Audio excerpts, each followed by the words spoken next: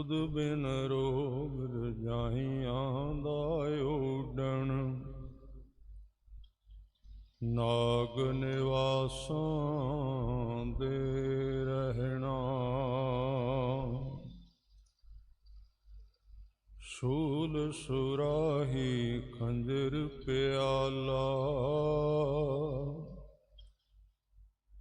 Wing कसाइयां दा सहना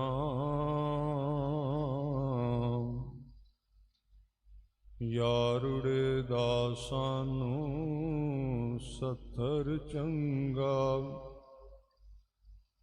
पठ खेड़ियां दा रहना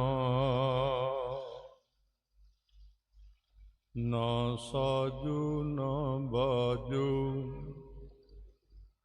ना फौजो ना फर्श खुदा बंदे बख्शंदो ऐश अर्श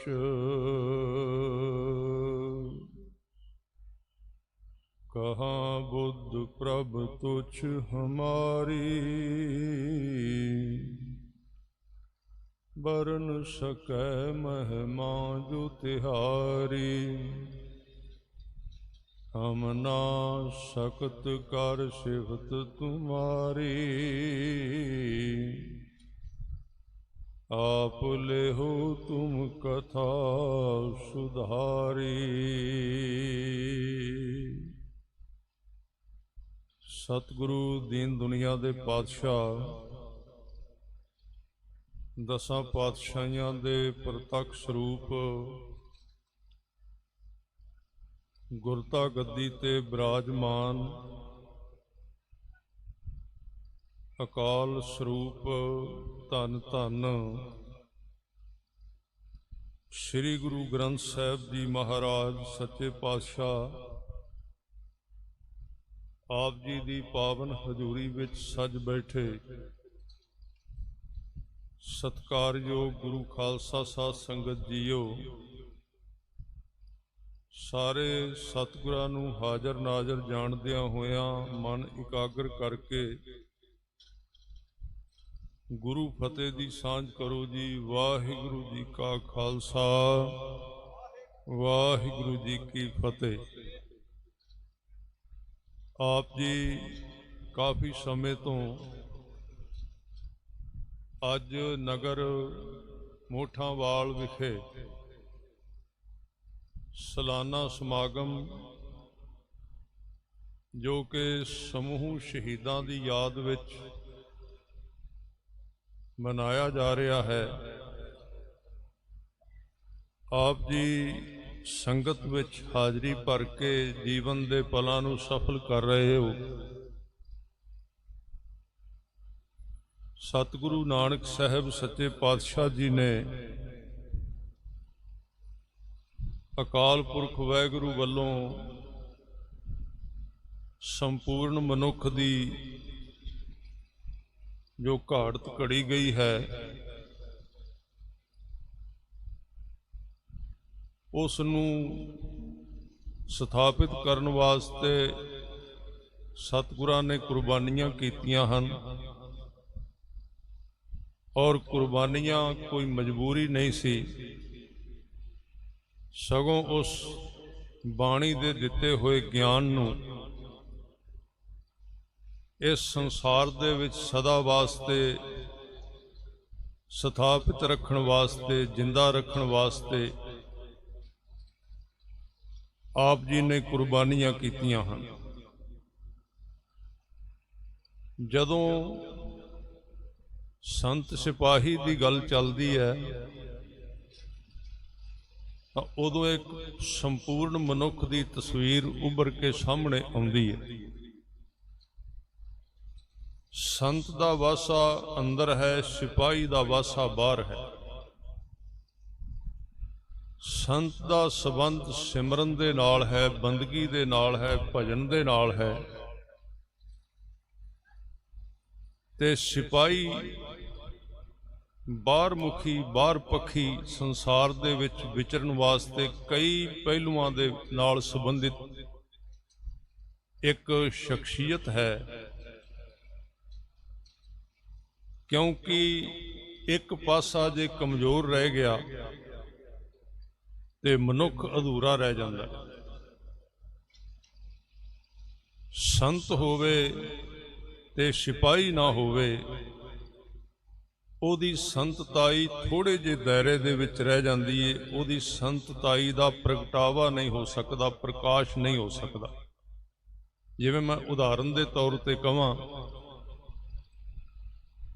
ਸਾਹਮਣੇ ਤੁਹਾਡੇ ਲਾਈਟਾਂ ਜਗ ਰਹੀਆਂ ਹਨ, ਇਹਨਾਂ ਲਾਈਟਾਂ ਦਾ ਚਾਨਣ ਅੰਦਰਲੀਆਂ ਤਾਰਾਂ ਕਰਕੇ ਹੈ, ਉਹ ਜਗ ਰਹੀਆਂ ਹਨ। ਜਿਹੜਾ ਇਹਦੇ ਉੱਤੇ ਖੋਲ ਚੜਿਆ ਹੋਇਆ ਹੈ ਉਹ ਨਹੀਂ ਜਗਦਾ, ਬਲਬ ਦਾ ਉੱਪਰਲਾ ਖੋਲ ਨਹੀਂ ਜਗਦਾ, ਅੰਦਰਲਾ ਹਿੱਸਾ ਜਗਦਾ ਹੈ। ਪਰ ਇਹ ਵੀ ਯਾਦ ਰੱਖਣਾ ਚਾਹੀਦਾ, ਜੇ ਬਾਹਰਲਾ ਹਿੱਸਾ ਟੁੱਟ ਗਿਆ ਤੇ ਅੰਦਰਲਾ ਉਸੇ ਵੇਲੇ ਬੁੱਝ ਜਾਂਦਾ ਹੈ। ਇਹ ਇੱਕ ਪੱਖ ਹੈ। ਤੇ ਦੂਜੇ ਪਾਸੇ ਦੂਸਰੀ ਵੀ ਗੱਲ ਉਸੇ ਤਰ੍ਹਾਂ ਕੰਮ ਕਰਦੀ ਏ। ਜੇ ਬਾਹਰ ਦਾ ਖੋਲ ਸਾਬਤ ਹੋਵੇ, ਬਲਬ ਦਾ ਬਾਹਰਲਾ ਹਿੱਸਾ ਸਾਬਤ ਹੋਵੇ ਤੇ ਉਹਦਾ ਅੰਦਰਲਾ ਪਾਸਾ ਫਿਊਜ਼ ਹੋ ਜਾਏ, ਸੜ ਜਾਏ, ਤੇ ਸਾਧ ਸੰਗਤ ਜੀ ਬਾਹਰਲਾ ਹਿੱਸਾ ਵੀ ਕਿਸੇ ਕੰਮ ਦਾ ਨਹੀਂ ਰਹਿੰਦਾ। ਉਹਨੂੰ ਆਪਾਂ ਬਲਬ ਨੂੰ ਸਿੱਟ ਦਿੰਦੇ ਹਾਂ, ਸਗੋਂ ਕਹਿੰਦੇ ਹਾਂ ਵੀ ਬਚਾ ਕੇ ਸਿੱਟਣਾ, ਇਹ ਕਿਤੇ ਹੋਰ ਕਿਸੇ ਦਾ ਨੁਕਸਾਨ ਨਾ ਕਰੇ। ਬਿਲਕੁਲ ਇਸੇ ਤਰ੍ਹਾਂ ਜੇ ਅੰਦਰੋਂ ਜੋਤ ਜਗ ਜਾਏ ਤੇ ਉਹਨੂੰ ਬਾਹਰਲੇ ਕਵਰ ਦੀ ਲੋੜ ਹੈ। ਉਹਦੇ ਤੋਂ ਬਿਨਾਂ ਅੰਦਰਲੀ ਜੋਤ ਜ਼ਿਆਦਾ ਸਮਾਂ ਜਗਦੀ ਨਹੀਂ ਰਹਿ ਸਕਦੀ। ਕੋਈ ਹਨੇਰੀ ਉਹਨੂੰ ਬੁਝਾ ਦੇਗੀ, ਕੋਈ ਤੂਫਾਨ ਉਹਨੂੰ ਬੁਝਾ ਦੇਗਾ। ਸਤਿਗੁਰਾਂ ਨੇ ਇਸ ਦੋ ਪੱਖੀ ਚੀਜ਼ਾਂ ਤੇ ਕੰਮ ਕੀਤਾ ਹੈ। ਆਪਣੇ ਸਿੱਖ ਨੂੰ ਪਹਿਲਾਂ ਅੰਦਰੋਂ ਜਗਾਇਆ, ਅੰਦਰ ਦਾ ਦੀਵਾ ਜਗਾਇਆ, ਫਿਰ ਉਹਨੂੰ ਬਾਹਰਲੇ ਸਰੂਪ ਦੀ ਰਹਿਤ ਮਰਿਆਦਾ ਦੀ ਪੰਜ ਕਕਾਰਾਂ ਦਾ ਬਾਹਰਲੇ ਪਾਸੇ ਸਪੋਰਟ ਦਿੱਤੀ ਕਿ ਇਸ ਦੀਵੇ ਨੂੰ ਕੋਈ ਬੁਝਾ ਨਾ ਜਾਏ। ਬਸ ਇੰਨੀ ਕੁ ਗੱਲ ਸਿੱਖੀ ਦੀ। ਉਹਦਾ ਅੱਗੇ ਵਿਸਤਾਰ ਕੀਤਾ ਗਿਆ ਕਿ ਗੱਲਾਂ ਦੋਵੇਂ ਜ਼ਰੂਰੀ ਨੇ। ਅੰਦਰਲਾ ਦੀਵਾ ਜਗਣਾ ਜ਼ਰੂਰੀ ਹੈ, ਜਿਹਨੂੰ ਬਾਣੀ ਵਿੱਚ ਬਚਨ ਕੀਤਾ ਹੈ ਕਿ ਜਿੰਨਾ ਚਿਰ ਅੰਦਰ ਦੀਵਾ ਨਹੀਂ ਜਗਦਾ ਉਹਨਾਂ ਚਿਰ ਬਾਹਰਲਾ ਵੀ ਜੀਵਨ ਜਿਹੜਾ ਹਨੇਰੇ ਵਿੱਚ ਰਹਿੰਦਾ ਹੈ। ਸਤਿਗੁਰੂ ਨੇ ਇਸੇ ਕਰਕੇ ਅਕਾਲ ਪੁਰਖ ਨੂੰ ਪ੍ਰਕਾਸ਼ ਦੇ ਨਾਲ ਤੁਲਨਾ ਦਿੱਤੀ ਹੈ। ਆਪਾਂ ਵੀ ਜਦੋਂ ਗੁਰਪੁਰਬ ਮਨਾਉਂਦੇ ਹਾਂ ਤੇ ਆਪਾਂ ਕਹਿੰਦੇ ਹਾਂ ਗੁਰੂ ਸਾਹਿਬ ਦਾ ਪ੍ਰਕਾਸ਼ ਗੁਰਪੁਰਬ ਹੈ। ਸੋ ਸਾਧ ਸੰਗਤ ਜੀ, ਇਹਦਾ ਮਤਲਬ ਇਹ ਹੋਇਆ ਕਿ ਅੰਦਰੋਂ ਸਿੱਖੀ ਧਾਰਨ ਕਰਨੀ ਬੜੀ ਜ਼ਰੂਰੀ ਹੈ ਤੇ ਬਾਹਰੋਂ ਸਿੱਖੀ ਦੇ ਚਿੰਨ੍ਹ ਸਾਬਤ ਰੱਖਣੇ ਬੜੇ ਜ਼ਰੂਰੀ ਹਨ। ਅੱਜ ਸਾਡੀ ਕੌਮ ਦੇ ਵਿੱਚ ਬਹੁਤ ਸਾਰੇ ਇਸ ਤਰ੍ਹਾਂ ਦੇ ਬਿਨਾਂ ਬੀਜੇ ਬੂਟੇ ਉੱਗ ਪਏ ਹਨ। ਜਿਵੇਂ ਮੀਂਹ ਪੈਂਦਾ, ਤੁਹਾਨੂੰ ਪਤਾ ਕਿੰਨਾ ਕੁਝ ਉੱਗ ਪੈਂਦਾ। ਜੇ ਕਿਸਾਨ ਜਾਗਦਾ ਨਾ ਹੋਵੇ, ਕਿਸਾਨ ਖੇਤ ਨਾ ਸਵਾਰਦਾ ਹੋਵੇ। ਅੱਜ ਕੱਲ੍ਹ ਬੜੇ ਇਸ ਤਰ੍ਹਾਂ ਦੇ ਲੋਕ ਇਹ ਗੱਲਾਂ ਕਰ ਰਹੇ ਹਨ, ਸਿੱਖੀ ਤੇ ਸਿਰਫ ਅੰਦਰ ਹੁੰਦੀ ਹੈ, ਸਿੱਖੀ ਤੇ ਸਿਰਫ ਵਿੱਚ ਹੁੰਦੀ ਹੈ ਮਨ ਦੇ।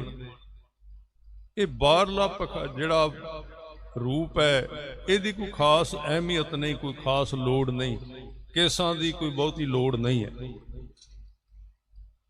ਇਹ ਪਾਲਤੂ ਲੋਕ, ਕਿਸੇ ਦੇ ਟੁਕੜਿਆਂ ਤੇ ਪਲਣ ਵਾਲੇ, ਗੁਰੂ ਗੋਬਿੰਦ ਸਿੰਘ ਸਾਹਿਬ ਸੱਚੇ ਪਾਤਸ਼ਾਹ ਜੀ ਦੁਆਰਾ ਜੋ ਸਿੱਖੀ ਨੂੰ ਬਾਹਰ ਵਾੜ ਦਿੱਤੀ ਗਈ, ਜੋ ਸਿੱਖੀ ਦਾ ਖਜ਼ਾਨਾ ਸੀ, ਉਹਨੂੰ ਕੋਈ ਲੁੱਟ ਕੇ ਨਾ ਲੈ ਜਾਏ, ਉਹਨੂੰ ਕੋਈ ਖਰਾਬ ਨਾ ਕਰੇ।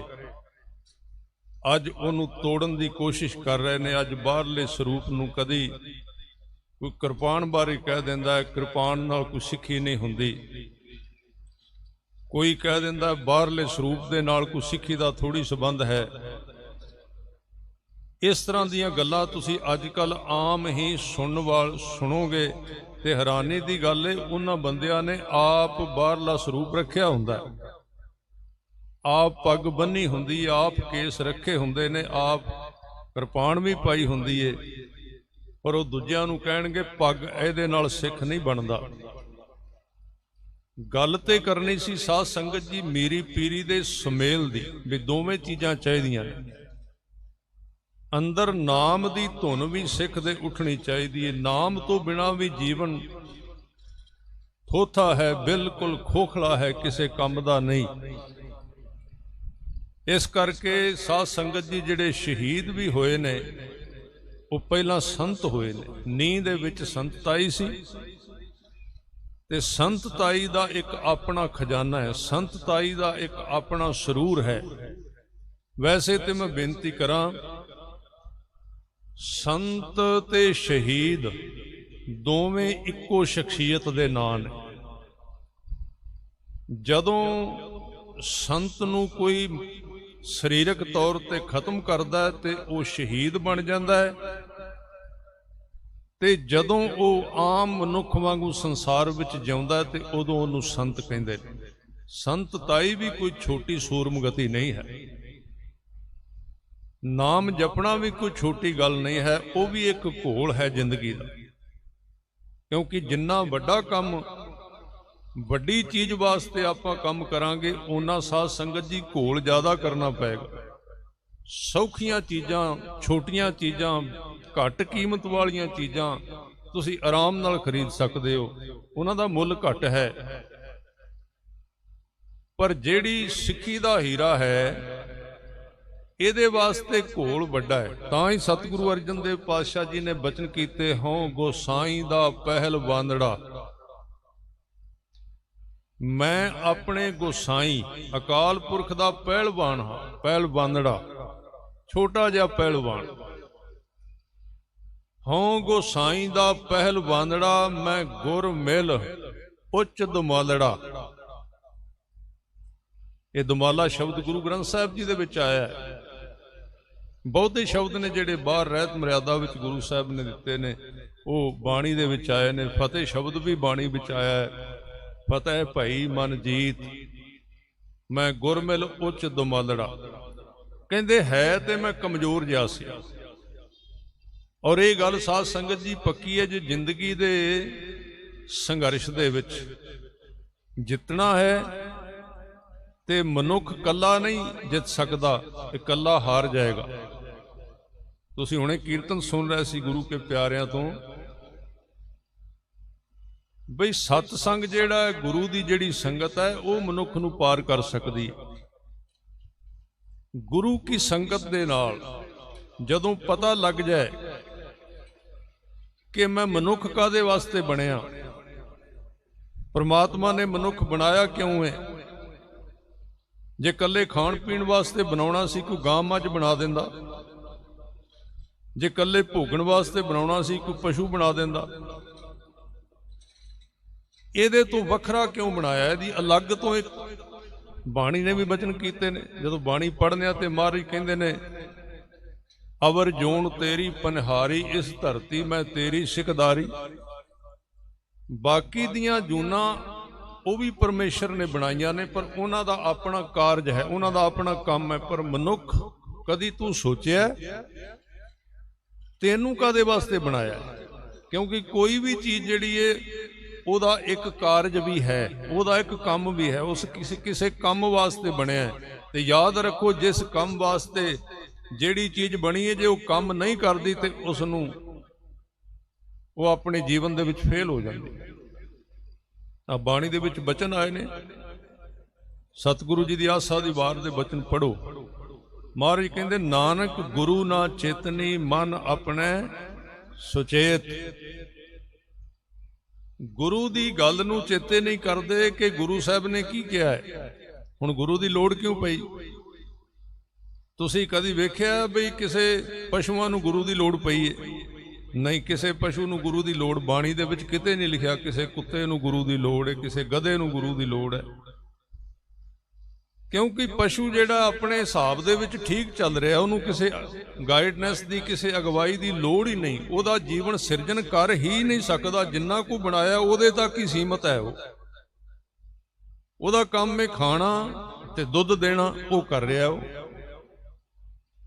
मनुख सिरजन कर सकता है, मनुख अपने अंदरों परमात्मा की जोत नूं प्रगट कर सकता है, और जम्मिया भी इसे वास्ते ही है।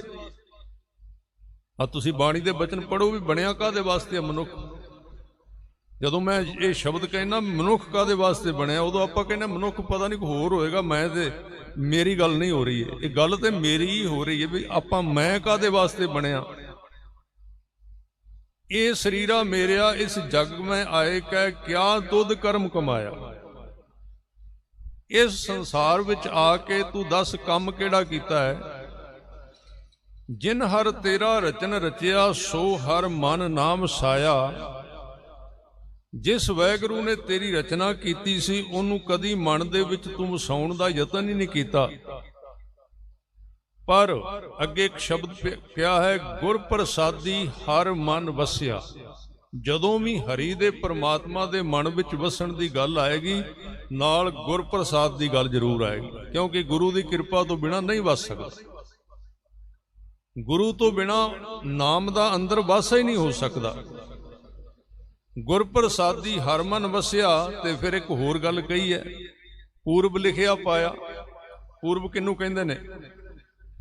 बाणी नूं सुनिया करो ध्यान दे नाल, कल्ला ये नहीं भी समागम आ गए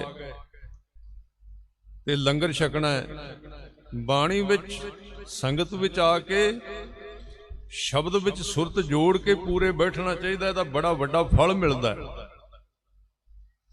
गुर प्रसाद जिथे होवेगा उत्थे परमात्मा की गल होवेगी, क्योंकि परमात्मा जिहड़ा उहनूं सीधा डायरैक्ट कोई नहीं अपने मन विच वसा सकता, गुरु विच चाहिदा। गुर प्रसादी हर मन वसिया, पूर्व लिखिया पाया। पूर्व लिखिया की है? पूर्व का मतलब है पहला। ते पूर्व कदों सी? आपां सोचांगे पूर्व किते पिछले जन्मां तो, पिछले जन्मां की गल सी, नहीं। अज जो कुछ लिख रहे हैं, अज आपां बैठे हैं संगत दे विच, इत्थे जो सोच रहे हैं, जो सुन रहे हैं, जो वेख रहे हैं, जो जजमेंट कर रहे हैं, साध संगत जी वो अंदर एक कलम है। वो कलम जिहड़ी है अंदर नालों नाल चली जाती है। एवें ना सोचना कदी अपने आप नूं अंदर जोड़ के वेखना, बाणी दे बचन ध्यान दे नाल सुनना। कहंदे अंदर वेख, जो तू बाहर वेखना है वो अंदर उकरिया जांदा है, वो अंदर लिखिया जांदा है, वो तेरा एक ख्याल बन जांदा है। जो तू सुनना है वो भी तेरे अंदर मन विच चला जांदा है। फिर उहदे तो बाद सोचण दी गल आउंदी है। ये तीन चीज़ां सब तो महत्वपूर्ण ने, बोल सुनना, वेखना ते सोचना। तीन गल्लां बड़ियां खासियत रखदियां ने मनुख दे जीवन दे विच। ਜਿਹੜੀਆਂ ਇਹ ਤਿੰਨ ਦਰਵਾਜ਼ੇ ਨੇ ਮਨੁੱਖ ਦੇ ਜੀਵਨ ਦੇ, ਜੇ ਇਹਨਾਂ ਨੂੰ ਸੇਫ ਕਰ ਲੈ, ਜੇ ਇਹਨਾਂ ਨੂੰ ਸੁਰੱਖਿਅਤ ਕਰ ਲਵੇ ਤੇ ਬੜਾ ਕੁਝ ਜੀਵਨ ਦੇ ਵਿੱਚ ਤਬਦੀਲ ਕੀਤਾ ਜਾ ਸਕਦਾ ਹੈ।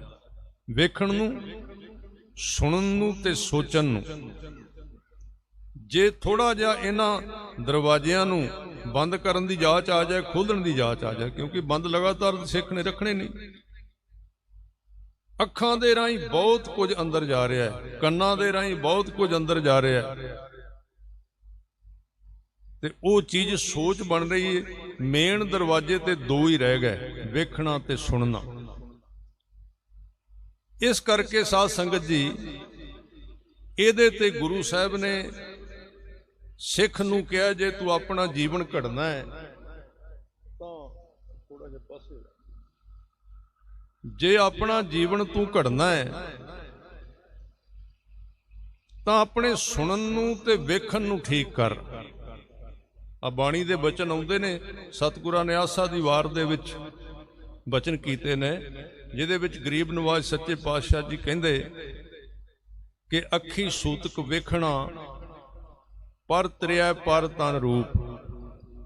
ਕੰਨੀ ਸੂਤਕ ਕੰਨ ਪੈ ਲਾਏ ਤਬਾਰੀ ਖਾਏ, ਨਾਨਕ ਹੰਸਾ ਆਦਮੀ ਬੱਧੇ ਜੰਮਪੁਰ ਜਾਏ। ਕਹਿੰਦੇ ਕੰਨਾਂ ਨਾਲ ਵੇਖ ਕੇ ਸੁਣੀ, ਅੱਖਾਂ ਨਾਲ ਧਿਆਨ ਨਾਲ ਵੇਖੀ, ਕਿਉਂਕਿ ਅੱਖਾਂ ਨਾਲ ਜੋ ਕੁਝ ਤੂੰ ਵੇਖਣਾ ਹੈ ਉਹ ਤੇਰੇ ਮਨ ਦਾ ਹਿੱਸਾ ਬਣਦਾ ਜਾ ਰਿਹਾ ਹੈ। ਇਸ ਲਈ ਪੂਰਬ ਲਿਖਿਆ ਪਾਇਆ। ਗੁਰੂ ਅਮਰਦਾਸ ਜੀ ਕਹਿੰਦੇ ਅੱਜ ਜੋ ਸਾਨੂੰ ਮਿਲ ਰਿਹਾ ਹੈ ਇਹ ਹੁਣੇ ਨਹੀਂ, ਅਚਾਨਚੱਕ ਨਹੀਂ ਮਿਲ ਰਿਹਾ। ਇਹ ਅੰਦਰ ਪੂਰਬ ਪਹਿਲਾਂ ਅੰਦਰ ਛੋਟੇ ਰੂਪ ਵਿੱਚ ਪਾਇਆ ਤੇ ਹੁਣ ਵੱਡੇ ਰੂਪ ਦੇ ਵਿੱਚ ਪ੍ਰਗਟ ਹੋ ਰਿਹਾ ਹੈ। ਬੀਜ ਛੋਟਾ ਜਿਹਾ ਹੁੰਦਾ ਹੈ। ਆ ਜਦੋਂ ਆਪਾਂ ਫਸਲ ਬੀਜਨੇ ਆ, ਤੁਸੀਂ ਜ਼ਿਮੀਂਦਾਰ ਹੋ, ਤੁਸੀਂ ਫਸਲਾਂ ਬੀਜਦੇ ਹੋ, ਮੈਂ ਵੀ ਕਿਸੇ ਸਮੇਂ ਵਾਹੀ ਕਰਦਾ ਰਿਹਾ। ਇੱਕ ਮਣ ਬੀਜ ਬੀਜਿਆ ਹੋਵੇ ਕਣਕ ਦਾ, ਉਹ ਬਿਲਕੁਲ ਥੋੜਾ ਹੁੰਦਾ, ਬੰਦਾ ਆਪਣੇ ਸਿਰ ਤੇ ਚੁੱਕ ਕੇ ਲੈ ਜਾਂਦਾ, 40 ਕਿਲੋ ਹੁੰਦਾ। ਜਦੋਂ ਆਪਾਂ ਉਹਨੂੰ ਬੀਜ ਦਿੰਨੇ ਆ ਤੇ ਫਿਰ ਉਹਨੂੰ ਨਾਲ ਨਾਲ ਪਾਣੀ ਮਿਲਦਾ, ਫਿਰ ਖਾਦ ਮਿਲਦੀ ਏ। ਇੱਕ ਦਿਨ ਜਦੋਂ ਉਹਦੇ ਸਿੱਟੇ ਨਿਕਲਦੇ ਨੇ ਤੇ ਉਹਨੂੰ ਵੱਢਿਆ ਜਾਂਦਾ, ਉਹ 50 ਮਣ ਬਣ ਜਾਂਦਾ, 50 ਗੁਣਾ ਵੱਧ ਜਾਂਦਾ। ਜੋ ਕੁਝ ਸਾਧ ਸੰਗਤ ਜੀ ਅੰਦਰ ਅੱਖਾਂ ਦੇ ਨਾਲ ਛੋਟੇ ਰੂਪ ਦੇ ਵਿੱਚ ਗਿਆ, ਛੋਟਾ ਜਿਹਾ ਵੀ ਗਿਆ, ਇਹ ਤਾਂ ਹੀ ਇਹਨੂੰ ਖੰਡੇ ਧਾਰ ਗਲੀ ਅਤ ਭੀੜੀ ਕਿਹਾ ਸਿੱਖੀ ਨੂੰ। ਗੁਰਸਿੱਖੀ ਬਾਰੀਕ ਹੈ ਖੰਡੇ ਧਾਰ ਗਲੀ ਅਤ ਭੀੜੀ। ਆਪਾਂ ਤੇ ਕਦੀ ਸਿੱਖੀ ਤੇ ਕੰਮ ਹੀ ਬਹੁਤ ਘੱਟ ਕੀਤਾ। ਗੱਲ ਤਾਂ ਸ਼ਹੀਦਾਂ ਦੀ ਕਰਨੇ, ਸ਼ਹੀਦ ਬਣੇ ਕਿਵੇਂ ਨੇ? ਇਹ ਸਾਵਧਾਨਤਾ ਦਾ ਕਾਰਜ ਹੈ ਸਿੱਖੀ ਜਿਹੜੀ ਹੈ। ਮਹਾਰਾਜ ਗਰੀਬ ਨਵਾਜ ਜੀ ਕਹਿੰਦੇ ਨੇ ਕਿ ਇਹ ਵੱਧ ਜਾਂਦਾ ਹੈ, ਕਈ ਗੁਣਾ ਵੱਧ ਜਾਂਦਾ ਹੈ ਤੇ ਉਹ ਪੂਰਬ ਲਿਖਿਆ ਬਣ ਜਾਂਦਾ ਹੈ। ਅੱਜ ਜੋ ਇਸ ਸਮੇਂ ਅਸੀਂ ਵੇਖ ਰਹੇ ਹਾਂ ਤੇ ਸੁਣ ਰਹੇ ਹਾਂ ਤੇ ਪੂਰੇ ਮਨ ਨਾਲ ਸੁਣ ਰਹੇ ਹਾਂ।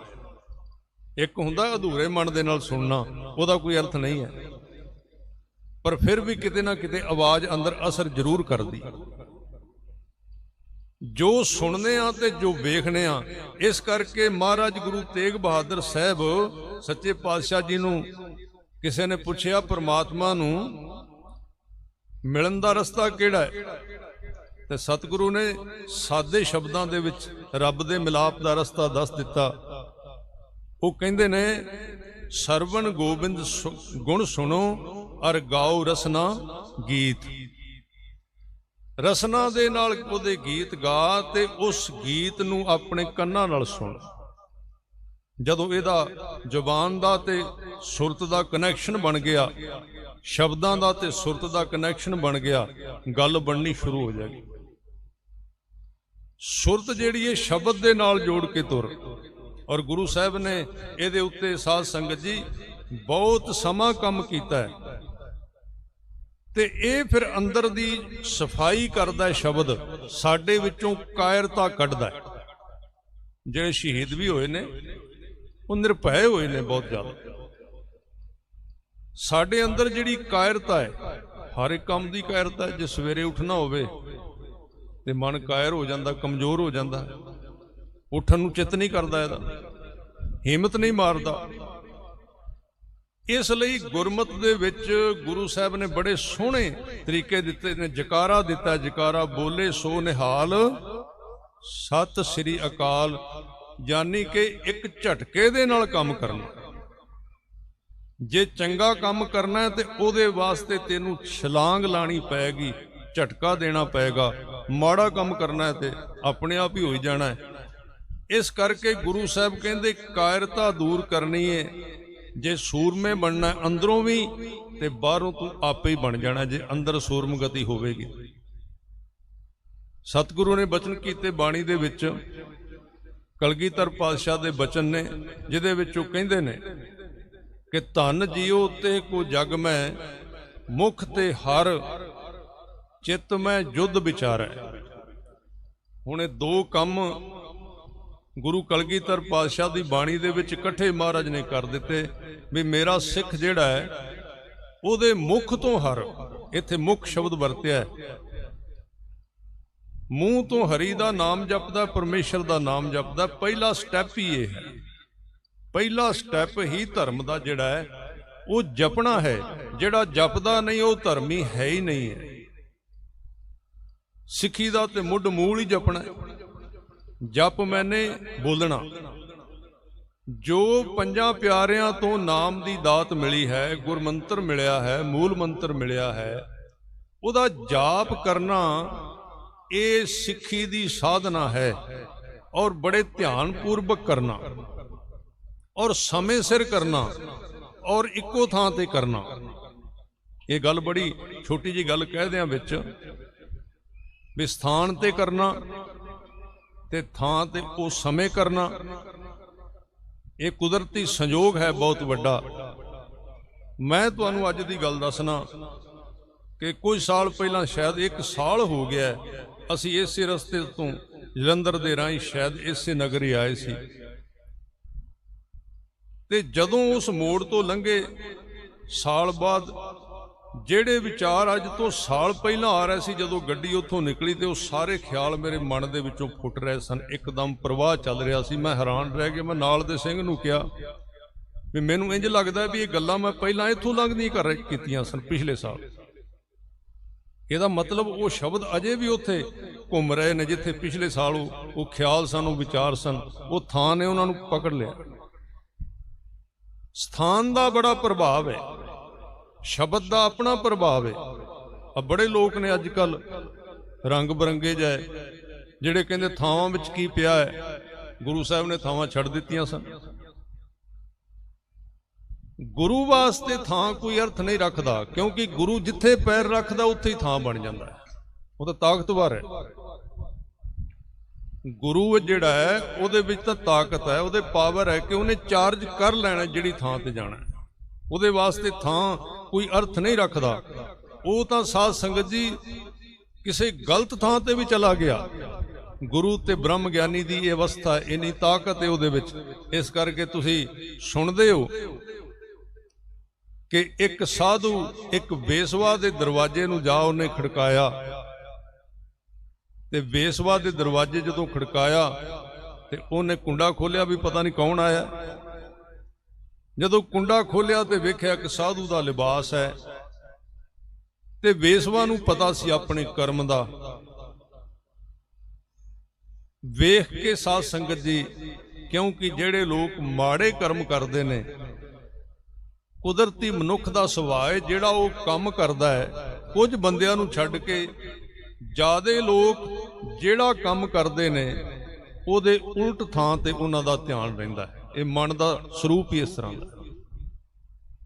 जे चंगा काम करता होवेगा मन किते माड़े काम विच लगा होवेगा।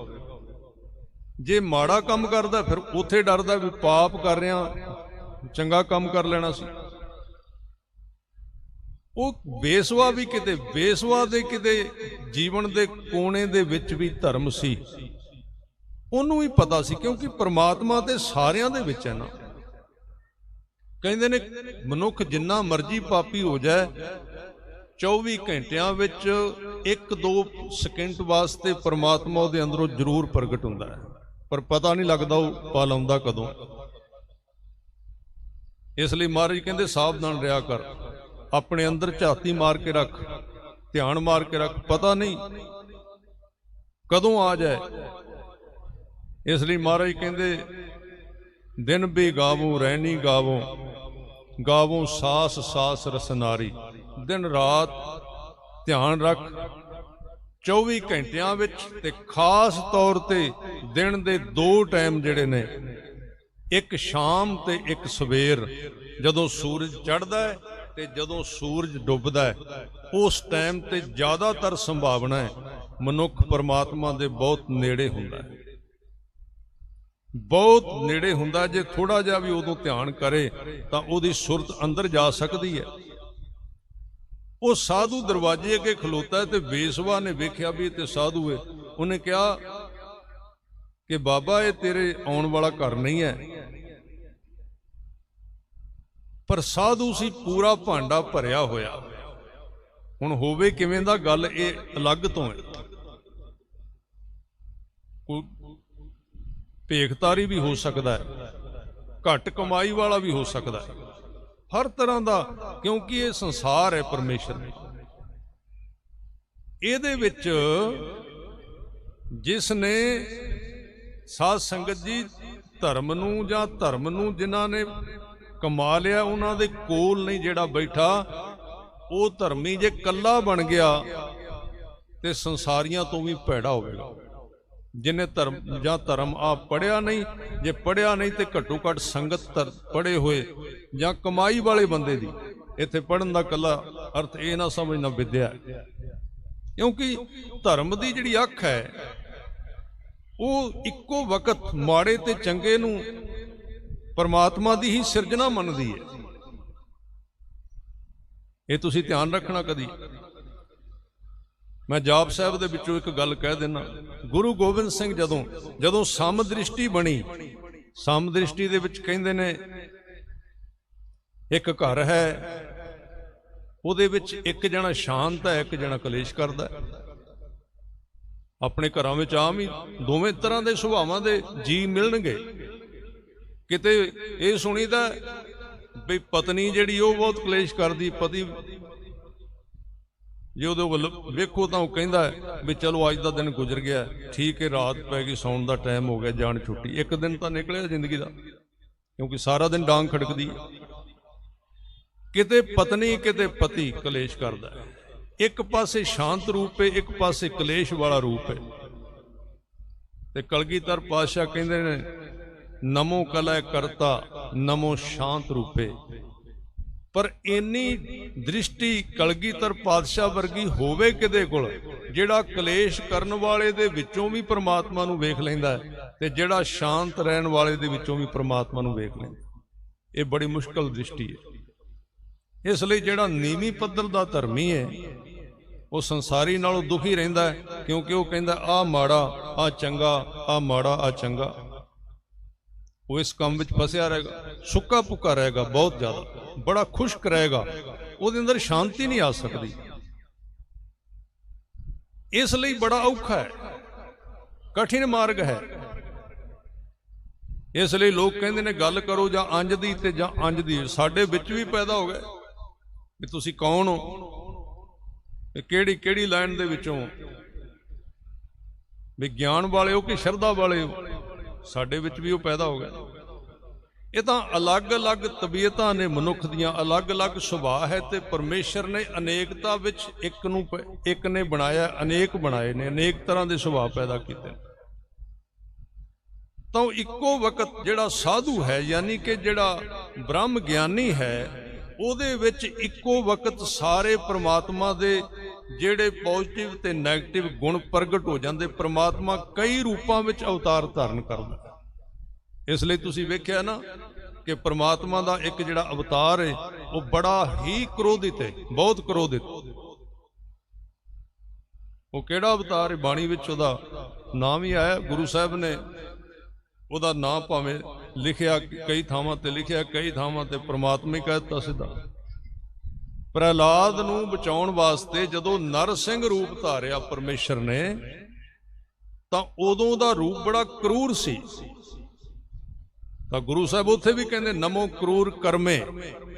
ਕਰੂਰ ਰੂਪ, ਕਰੂਰ ਬੜਾ ਹੀ ਕ੍ਰੋਧਿਤ, ਬੜਾ ਕ੍ਰੋਧਿਤ ਰੂਪ, ਉਹਦਾ ਅਲੱਗ ਤੋਂ ਰੂਪ ਸੀ। ਇਸ ਕਰਕੇ ਜਿਹੜੀ ਦਸਮ ਪਾਤਸ਼ਾਹ ਦੀ ਬਾਣੀ ਹੈ, ਅੱਜ ਆਪ ਜੀ ਸ਼ਹੀਦਾਂ ਦੀ ਯਾਦ ਮਨਾ ਰਹੇ ਹੋ, ਪਰ ਇਹ ਇੱਕ ਐਸਾ ਗੁਰੂ ਹੈ ਜਿਹਦੇ ਪੁੱਤਰ ਸ਼ਹੀਦ, ਪਿਤਾ ਸ਼ਹੀਦ, ਮਾਤਾ ਸ਼ਹੀਦ, ਆਪ ਵੀ ਸ਼ਹੀਦ। ਪਰ ਸਾਧ ਸੰਗਤ ਜੀ, ਉਹ ਜਿੱਥੇ ਸ਼ਸਤਰ ਫੜਦੇ ਨੇ, ਜਦੋਂ ਸ਼ਸਤਰ ਚਲਾਉਂਦੇ ਨੇ ਕਲਗੀਧਰ ਪਾਤਸ਼ਾਹ, ਉਦੋਂ ਵੀ ਵੱਡੇ ਵੱਡੇ ਸੂਰਮੇ ਦੰਗ ਰਹਿ ਜਾਂਦੇ ਨੇ, ਹੈਰਾਨ ਰਹਿ ਜਾਂਦੇ ਨੇ। ਪਰ ਜਦੋਂ ਕਲਮ ਚਲਾਉਂਦੇ ਨੇ ਉਦੋਂ ਵੀ ਲਿਖਾਰੀ ਹੈਰਾਨ ਰਹਿ ਜਾਂਦੇ ਨੇ, ਏਡੀ ਤੇਜ਼ ਕਲਮ ਚੱਲਦੀ ਆ। ਆ ਕਈ ਹੁਣ ਕਹਿੰਦੇ ਨੇ ਬਈ ਇਹ ਦਸਮ ਗ੍ਰੰਥ ਤੇ ਅੰਗਰੇਜ਼ਾਂ ਨੇ ਇਕੱਠਾ ਕਰਕੇ ਬਣਾ ਦਿੱਤਾ ਸੀ। ਕੋਈ ਕੁਝ ਕਹਿੰਦਾ, ਜੋ ਮੂੰਹ ਆਇਆ। ਅੱਜ ਕਮਰੇ ਦੇ ਵਿੱਚ ਮੀਡੀਆ ਆ ਗਿਆ, ਬੋਲੀ ਜਾਂਦੇ ਨੇ ਬਈ ਇੰਨੀ, ਕਹਿੰਦੇ ਇੰਨੇ ਟਾਈਮ ਦੇ ਵਿੱਚ ਬੰਦਾ ਇੰਨਾ ਕੁਝ ਲਿਖ ਕਿਵੇਂ ਸਕਦਾ ਹੈ? ਗੁਰੂ ਗੋਬਿੰਦ ਸਿੰਘ ਮਹਾਰਾਜ ਨੇ ਕਿਵੇਂ ਲਿਖ ਲਿਆ ਇੰਨਾ ਕੁਝ? ਬੜੇ ਬੜੇ ਤਰਕ ਦੇ ਕੇ, ਬੜੀਆਂ ਬੜੀਆਂ ਗੱਲਾਂ ਦੇ ਨਾਲ ਇਸ ਚੀਜ਼ ਨੂੰ ਖੰਡਨ ਕਰਨਾ। ਔਰ ਕਈ ਤਾਂ ਸਿੱਧਾ ਕਰ ਦਿੰਦੇ, ਮੈਂ ਉਹਨਾਂ ਨੂੰ ਚੰਗਾ ਸਮਝਣਾ। ਕਿਉਂ? ਆਮ भोले भाले सिख नूं पता लग जाता भी बंदा किवें बोलदा है। ते कई ऐसे ढंग नाल बोलदे ने वो पता नहीं लगन दिंदे। थोड़े दिनों मैं सुन रहा सी एक विद्वान बहुत वड्डा, ये नारा तुसीं आम सुनोगे, एक पंथ ते एक ग्रंथ। वेखण विच बड़ा सोहना लगेगा तुहानूं, पर यह एक बड़े सोहने लफ्जां दे विच वलेटिया होया एक वो रूप है जिहड़ा दसम पातशाह दी बाणी नूं खंडन करदा है। जदों एक ग्रंथ दी गल, उत्थे कहना चाहिए भी गुरु ग्रंथ साहब एक साडे सुप्रीम, साडे पूरे गुरु हन। गुरु ग्रंथ साहब जी हन। ते आ जिहड़ा ग्रंथ है दसम पातशाह जी का ग्रंथ, जिहदे विच जाप साहब आउंदा, जिहदे विच सवैये आउंदे ने, जिहदे विच चौपी आउंदी, वो बड़े मतलब साइलेंस रूप दे विच जदों क्या एक ग्रंथ बाकी चुप करके उहदा मतलब सी दूजा ग्रंथ असी नहीं मनदे, ते दूजा ग्रंथ ना मनन दा मतलब सी असी जाप साहब नहीं मनदे, असी चौपी साहब नहीं मनदे। क्यों? चौपी साहब चरित्रां दे अखीर ते आउंदा। तां चुप करके अमृत दा खंडन कर दिता। जदों ये नारा लाया उदों पंज ककारां दा भी खंडन कर दिता। बाहरला रूप आवेगा किथों? आ मैं वेख रहा सतगुरु दे प्रकाश दे दोवां पासे दो सिंह श्री साहिबां लैके खड़े ने, नंगियां श्री साहिबां लैके। तां ये बड़ा वधिया एक कंसैप्ट है सिੱਖੀ दा। शस्त्र शब्द दे नाल होने बड़े जरूरी ने। अज ते होर भी प्रतੱਖ हो गया। अज साड़ियां कीतियां हुईयां गलतियां करके गुरु साहब दी बेअदबी हो रही है। जिहड़ी साडे प्रैस जिहड़े सन, जिहड़े छापण वाले गुरु ग्रंथ साहब, जिन्हां ने बिना कुछ सोचण समझण तो धड़ाधड़ गुरु ग्रंथ साहब दे स्वरूप छापने शुरू कर दिते, और लोगों ने इस चीज़ नूं माहौल बना लिया। अमीर लोगों ने, बाहरले विदेशों दे विच, इत्थे भी कई थावां ते कई ऐसे लोग ने जिन्हां दा एक पूरा कमरा दुनिया भर दे शराब दीयां बोतलों दे नाल भरिया होया है, ते नाल दे कमरे विच गुरु ग्रंथ साहब दा प्रकाश। और जे गल करो फिर कहणगे ये ते कट्टड़वाद करदे ने, कट्टड़ता करदे ने। लोड़ की तुहानूं गुरु ग्रंथ साहब दी? गुरुद्वारा है, गुरु घर है, तुसी पोथियां लै लो, तुसी सैंचियां लै लो, उहदे तो सहज पाठ कर लो, कुछ तो सत्कार करो स्वरूप दा। गुरु घर जाओ, उत्थे नमस्कार करो। पर नहीं, इन्हां अमीर जादियां ने सोचिया भी बाकी चीज़ां दे सारियां खरीद ही लियांदियां ने, इक्को गुरु ही ते रह गया, वो भी खरीद के लियाओ, अपने अंदर रखो। लिया खरीद के लियाना, होर की करना इन्हां ने? ना सुनना है ते ना मनना है। मैं नहीं कहता भी मैं पूरा मन लांगा, पूरा तो गुरु ग्रंथ साहब विच इन्ना सख्त ज्ञान है, जिदन इनू मनुख पूरा मनेगा उन्होंने शहीद होना पेगा। दुनिया दे विच शहीदी देनी पैगी उन्हें। आ जिहड़े नहीं सन मनते 84 विच बथेरे निकल आए। मैं नहीं कहता भी निकलना माड़ा सी, जिहड़े नीति तहत निकले सन वो चंगा सी। वो हारे नहीं सन, उन्होंने नीति वरती सी, अलग सी। पर बड़े इस तरह दीयां लाशां सन उत्थे जिहड़ियां अजे भी तुरियां फिरदियां ने, जिन्हां ने उन्हां नूं चिट्ठियां पा के सद्दिया भी आओ इत्थे, वो अजे भी तुरे फिरदे। तां इह गुरु ग्रंथ साहब महाराज सच्चे पातशाह ते कलगीधर पातशाह दा जिहड़ा सिद्धांत, जिहड़ा मैं शुरू विच गल कीती सी कि एक गुरु साहब ने संपूर्णता दी है, संपूर्णत मनुख नूं जन्म दिता है जो तुहाडे कोल है। और ये बड़ी बड़ी त्रासदी दी गल है, इस पंजाब दी धरती ते अंदरला स्वरूप ते किसे कोल है कि नहीं, ये ते लग तो गल है। बाहरला स्वरूप साडे कोलों बहुत परसेंट खत्म हो चुका है। पंजाब दी धरती बहुत परसेंट बाहरला, और ये योगदान ਅੱਗੇ ਅਸੀਂ ਕਹਿੰਦਾ ਸੀ ਕਲਾਕਾਰਾਂ ਦਾ ਯੋਗਦਾਨ ਹੈ ਵੀ ਉਹਨਾਂ ਨੇ ਅਖਾੜੇ ਲਾਏ, ਉਹਨਾਂ ਨੇ ਅਸ਼ਲੀਲ ਗਾਣੇ ਗਾਏ, ਅੱਗੇ ਤੇ ਉਹਨਾਂ ਨੂੰ ਕਹਿੰਦੇ ਸੀ ਨਾ। ਹੁਣ ਸਾਡੇ ਉਹਨਾਂ ਪ੍ਰਚਾਰਕਾਂ ਦਾ ਬੜਾ ਵੱਡਾ ਯੋਗਦਾਨ ਹੈ ਜਿਹੜੇ 1 ਘੰਟੇ ਬਾਅਦ ਇੱਕ ਪੋਸ਼ਾਕ ਬਦਲਦੇ ਨੇ, ਕਦੀ ਇੱਧਰ ਦਾ ਮੂੰਹ ਕਰਕੇ, ਕਦੀ ਇੱਧਰ ਦਾ ਮੂੰਹ ਕਰਕੇ, ਤੇ ਬਹੁਤੇ ਲੋਕ ਤਾਂ ਮੂੰਹ ਹੀ ਵੇਖਣ ਜਾਂਦੇ ਨੇ ਲੋਕਾਂ ਦਾ ਵੀ ਕਿਵੇਂ ਦਾ ਹੈ। ਸੁਣਨ ਕੌਣ ਜਾਂਦਾ? ਕਮੀਜ਼ ਕਿਵੇਂ ਦਾ, ਪੱਗ ਕਿਵੇਂ ਦੀ ਬੰਨੀ ਹੈ। ਆ ਇੱਕ ਹੌਲਾ ਜਿਹਾ ਸਾਧ ਬਾਹਰ ਗਿਆ ਸੀ, ਮੈਂ ਹੈਰਾਨ ਹੋ ਗਿਆ ਸੁਣ ਕੇ ਗੱਲ। ਮੈਨੂੰ ਇੱਕ ਸਿੰਘ ਨੇ ਦੱਸਿਆ, ਕਹਿੰਦੇ ਇੱਕ ਪ੍ਰਚਾਰਕ ਇੱਥੇ ਆਉਂਦਾ ਹੈ, ਗਿਰਗਟ ਵਾਂਗੂ ਰੰਗ ਬਦਲਦਾ, ਬੜੇ ਕੱਪੜੇ ਬੜੇ ਬਦਲਦਾ ਹੈ, ਤੇ ਇੱਕ ਹੋਰ ਹੈਰਾਨੀ ਦੀ ਗੱਲ ਹੈ। ਮੈਂ ਕਿਹਾ ਉਹ ਕਿਹੜੀ? ਕਹਿੰਦੇ ਜਿਹੜੇ ਉਹਦੇ ਪਰਿਵਾਰ ਪ੍ਰੇਮੀ ਨੇ ਨਾ, ਨਜ਼ਦੀਕੀ ਜਿਹੜੇ ਜ਼ਿਆਦੇ, ਉਹ ਪਹਿਲਾਂ ਪਤਾ ਕਰਦੀਆਂ ਨੇ ਬੀਬੀਆਂ ਬਈ ਬਾਬਾ ਜੀ ਨੂੰ ਪੁੱਛੋ ਨਾ ਕੱਲ ਦੇ ਦੀਵਾਨ ਵਿੱਚ ਪੱਗ ਕਿਹੜੀ ਬੰਨਣੀ ਹੈ। ਜੇ ਉਹਨਾਂ ਗੁਲਾਬੀ ਪੱਗ ਬੰਨਣੀ ਹੈ ਤੇ ਬੀਬੀਆਂ ਨੇ ਗੁਲਾਬੀ ਚੁੰਨੀ ਲੈਣੀ ਹੈ। ਇਹ ਹੁੰਦਾ ਹੈ। ਇਹ ਹਾਲ ਹੋਣਾ ਸੀ ਸੰਤਤਾਈ ਦਾ ਤੇ ਸਾਡੇ ਦੀਵਾਨਾਂ ਦਾ, ਔਰ ਲੋਕੀ ਭਰਪੂਰ ਉੱਥੇ, ਵਾਧੂ ਲੋਕ। ਮੈਂ ਕਿਹਾ ਤੇ ਬੜੀ ਮਾੜੀ ਗੱਲ ਹੈ, ਕਿਉਂਕਿ ਸਾਡੇ ਸਮਾਜ ਦੇ ਵਿੱਚ ਪੱਗ ਤੇ ਚੁੰਨੀ ਇੱਕੋ ਜੀ ਪਤਾ ਕਿਹਨਾਂ ਦੀ ਹੁੰਦੀ ਹੈ? ਜਦੋਂ ਨਵਾਂ ਵਿਆਹ ਹੁੰਦਾ ਨਾ ਬੱਚੇ ਬੱਚੀ ਦਾ, ਉਹ ਸਾਲ ਦੋ ਉਹ ਕਰਦੇ ਨੇ ਕੰਮ ਵੀ ਜਿਵੇਂ ਦਾ ਬੱਚੀ ਨੇ ਸੂਟ ਚੁੰਨੀ ਪਰ ਲਈ ਉਹਨੇ, ਤੇ ਉਹ ਪਤੀ ਨੇ ਉਵੇਂ ਦੀ ਪੱਗ ਬੰਨੀ ਹੁੰਦੀ ਇੱਕੋ ਰੰਗ ਦੀ। ਇਹ ਹਾਲਾਤ ਹੋ ਗਈ ਸਾਡੇ ਵਿੱਚ, ਇਹ ਠੱਗੀਆਂ ਦੀ। ਤਾਂ ਗੁਰੂ ਗ੍ਰੰਥ ਸਾਹਿਬ ਦੇ ਵਿੱਚ ਜਿਹੜੀ ਗੱਲ ਸੀ, ਮੈਂ ਦੂਜਾ ਪੱਖ ਵੀ ਤੁਹਾਡੇ ਨਾਲ ਸਾਂਝਾ ਕੀਤਾ ਸ਼ੁਰੂ ਦੇ ਵਿੱਚ, ਕਿ ਜੇ ਕੱਲਾ ਬਾਹਰਲਾ ਭੇਖ ਹੈ ਤੇ ਅੰਦਰ ਦੀਵਾ ਹੈ ਨਹੀਂ ਜਗਿਆ, ਉਹ ਵੀ ਵਿਅਰਥ ਚਲਾ ਜਾਏਗਾ। ਇਸ ਕਰਕੇ ਅੰਦਰ ਸੰਤ ਤੇ ਬਾਹਰ ਸਿਪਾਹੀ।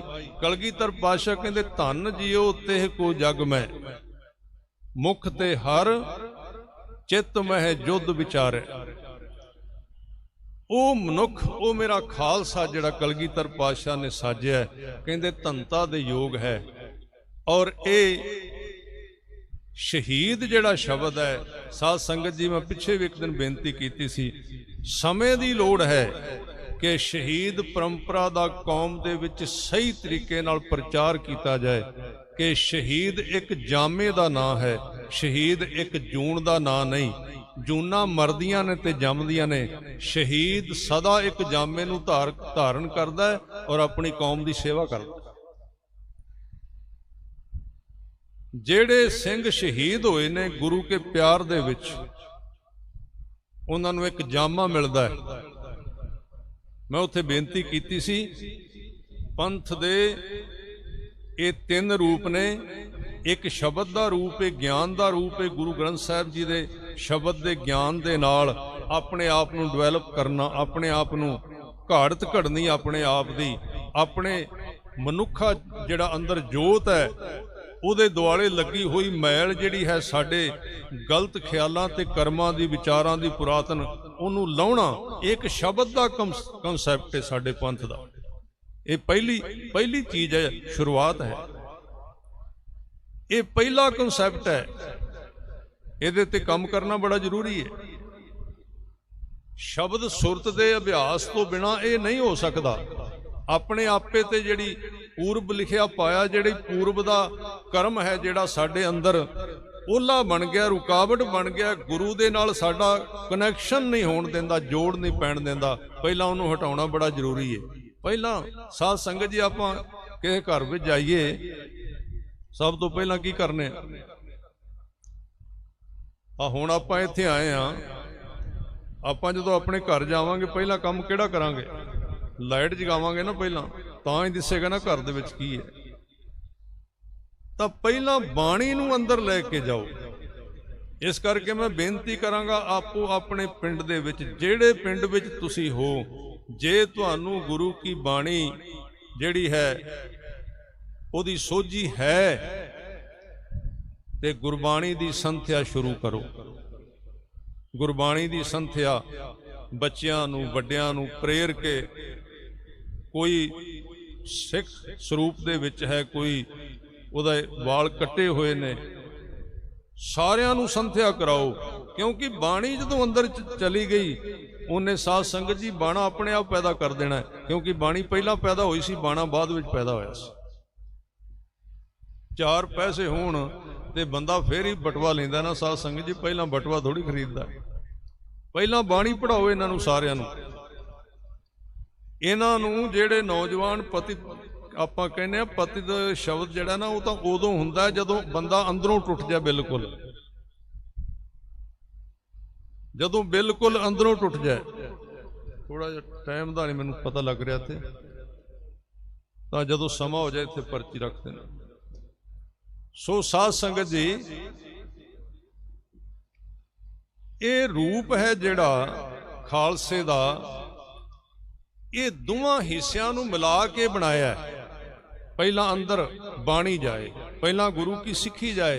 इस करके सब तो वड्डी अज दी लोड़ है, आपां कहने पंथ वास्ते की करिए, जां साडे बेअदबियां हो रही ने, तख्त साहिब ते बेअदबी हो गई, तख्त साहिब ते बेअदबी हो गई। वो तां बेअदबी हुई, वो असी प्रचार किया भी शस्त्रां दी कोई लोड़ नहीं है। जे गुरु ग्रंथ साहिब दे नाल, मैं ते कहना गुरु ग्रंथ साहिब दा प्रकाश 5 ਸਿੰਘਾਂ तो बिना होना ही नहीं चाहिए। 5 ਸਿੰਘ उत्थे बाडीगार्ड होने चाहिए। छोटे तो छोटा बंदा बाडीगार्ड लई फिरदा। आपां गुरु ग्रंथ साहिब पातशाह दा प्रकाश करने,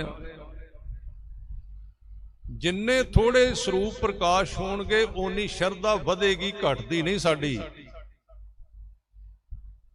इस करके जिहड़ा असीं ये वाधू काम कर दिता, लैना ला दित्तियां गुरु ग्रंथ साहिब दे स्वरूप दियां, इहदा सिट्टा निकलिया है। और ये जिहड़ियां पदछेद पोथियां कीतियां सन, ये सन पोथियां स्वरूप जिहड़े गुटके सन भी जिन्हां नूं नहीं बाणी पढ़नी आउंदी, पहिलां इत्थों शुरू करन ते फिर लड़ीवार ते स्वरूप, जिहड़े स्वरूप सन सारे लड़ीवार सन। ते जदों लड़ीवार स्वरूप आ जाणगे उदों साध संगत जी फिर अखंड पाठी भी बिरले ही होणगे उहदे, क्योंकि उहदे तो बाणी पढ़नी 25 वारी संथ्या कीती होवेगी ते तां बाणी पढ़ी जानी लड़ीवार स्वरूप। सो सतगुरु कलगीधर पातशाह ने ये दोवें रूप सिख नूं दिते ने। धन जियो ते को जग मैं, मुख ते हर चित मैं युद्ध विचारै। मन दे विच संघर्ष दी सोचे, संघर्ष करना है। कित्थे करना है? पहला सिੱਖੀ दे प्रचार वास्ते संघर्ष करना है। पंथ परचुर करबे को साजा, जो कुछ मैनू मिलिया है मैं यतन करना है। हाँ, दीवे दे विच अपने विच तेल चाहिदा है, नहीं तो थोड़े दिनां विच ओदी बत्ती सड़ जाती है, सुक जाती है। नितनेम होना चाहिए जे प्रचार करना है। सो ए मुख ते हर चित में युद्ध विचार है, देह अनित। पर यह काम वो करेगा जिहड़ा देह नूं अनित जानदा है, भाव नाशमान जानदा है। देह अनित ना नित रहै, जस नाव चढ़ै भाव सागर तारै। जस मैंने वाहिगुरू दी उस्तत वडियाई रूपी नाव दे उत्ते चढ़ के, बेड़ी दे उत्ते चढ़ के इस विकारां दे भव सागर नूं पार कर जाए। जस नाव चढ़ै भव सागर तारै, ज्ञानै की बड़नी मनो हाथ लै। कातरता कुतवार बुहारै। सो साध संगत जी, कातरता दी गल चली सी, कायरता दी गल। कायरता सानू अंदरों कढ़नी पैगी, डर खत्म करना पएगा। असी डरे हुए अज, एक दूजे नूं सलाह दे रहे हैं भी आ कर देना चाहिए है, ओ कर देना चाहिए है। ਉਹਦੇ तो पहला ਆਪਾਂ आप कर दईए, असी आ कर देंगे, असी ਉਹ कर देंगे, असी तुसी करो, असी पिछों तुहाडे आवांगे। सलामा दे जिन्हां ने करना हुंदा सलामा ना देण जांदे ने ना लैण जांदे ने। पता उदन लगदा जिदन काम उत्थे हो के पिया हुंदा। इस करके बाणी नूं पिंडां दे विच पढ़ीए, सुणीए, आपां गुरबाणी दी संथ्या दा प्रवाह चलाइए। सो नगर दी संगत वालों इलाके की संगत वालों ये विशेष समागम रखे गए ने। यतन करिए बाणी नाल जुड़िए, बाणे नाल जुड़ के कलगीधर पातशाह द्वारा दिता होया संपूर्ण खालसे का स्वरूप जिहड़ा है उन्होंने अपने जीवन में धारीए और पंजाब की धरती विचों नशे और जिहड़ियां बुराइयां ने ये खत्म होण और धर्म की जयकार होवे। इन्नियां बेनतियां आप जी ने प्रवान करनियां। भुल्लां चुकां दी खिमा करनी। प्यार नाल फतेह बुलाओ जी। वाहिगुरू जी का खालसा, वाहिगुरू जी